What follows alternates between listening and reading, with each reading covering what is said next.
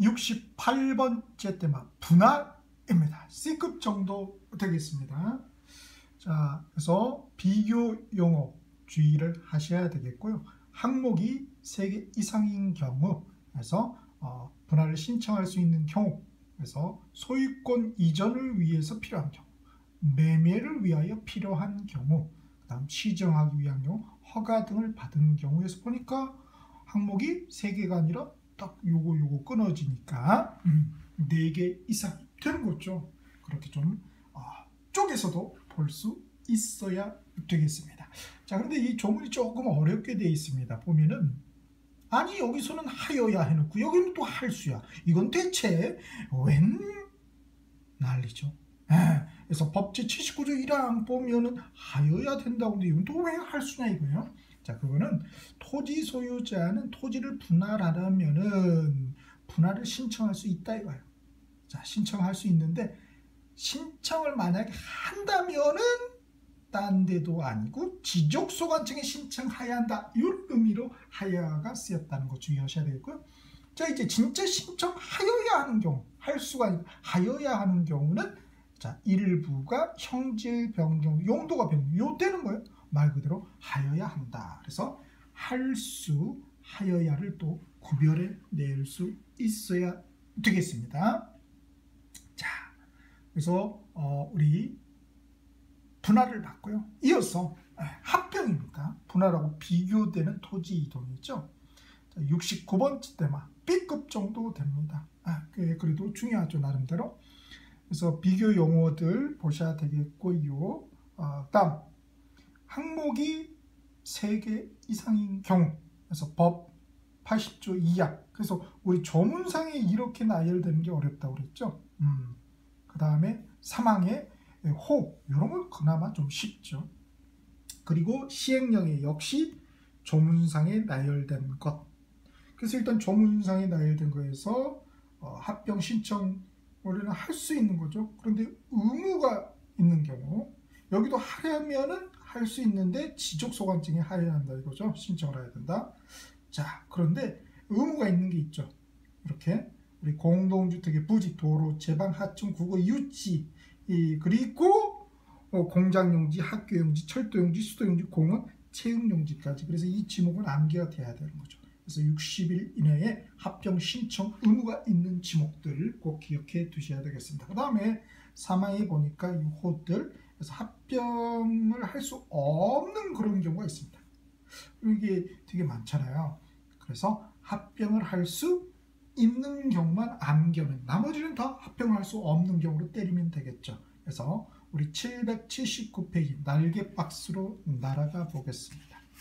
자, 779페이지 날개 박스에 보니까 자, 거기에 합병 가능 요건 되어 있습니다. 합병하면은 어차피 하나의 토지가 되는 거죠.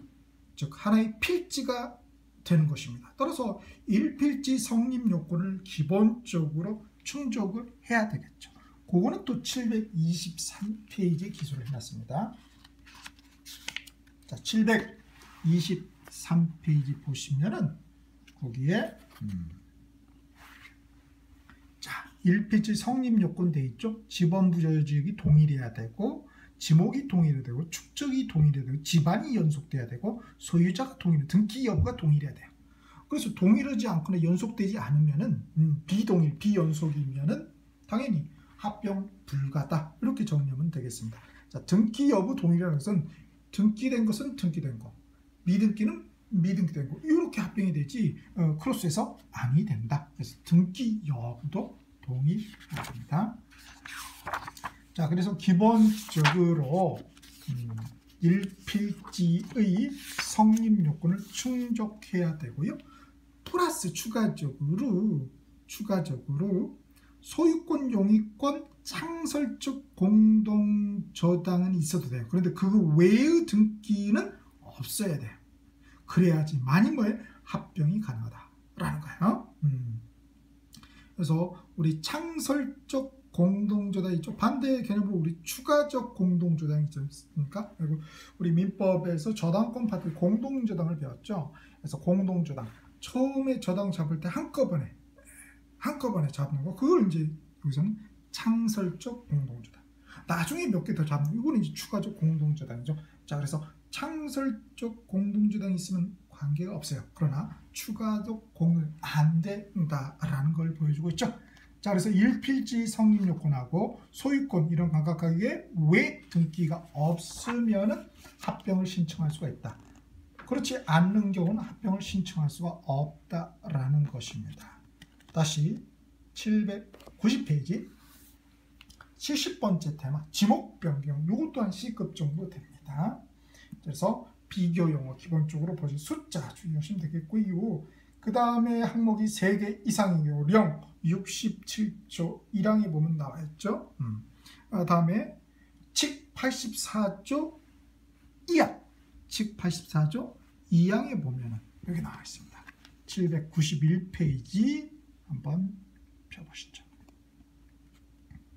자, 그래서 칙 84조 2항에 보니까 개발행위 허가, 농지 전용 허가, 보존산지 전용 허가 등 지목병 관련된 규제를 받지 아니하는, 받느냐 아니라 받지 아니하는 이런 거, 긍정어 부정어 최근에 잘 바꾸고 있어요.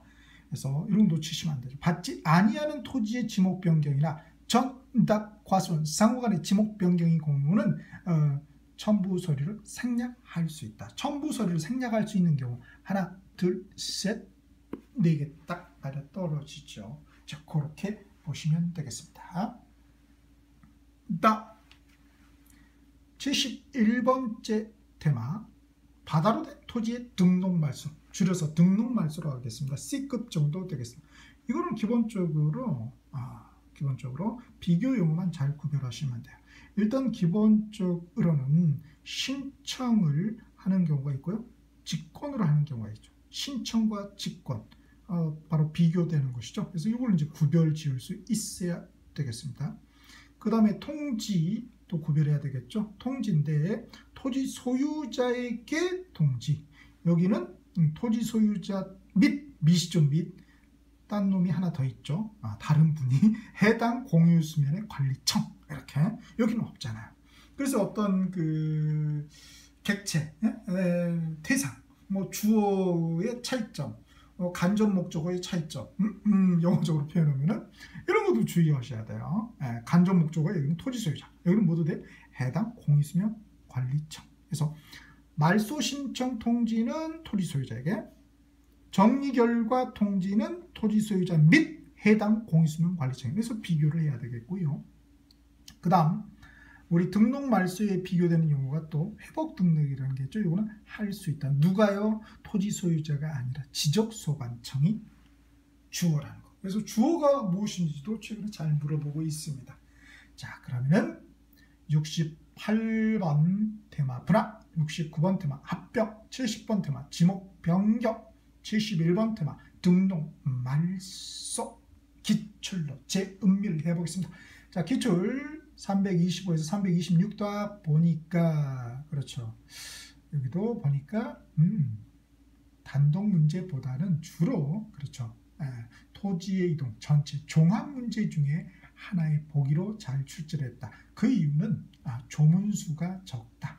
굳이 단독 문제를 낸다면 이제 합병 정도, 합병할 수 있는 경우 없는 경우 구별하는 합병 가능 여부하고요. 그 다음에 요 합병 신청 의무가 있는 지목 해당 여부, 요거를 이제 합병에서는 단독 문제를 물을 수가 있겠습니다.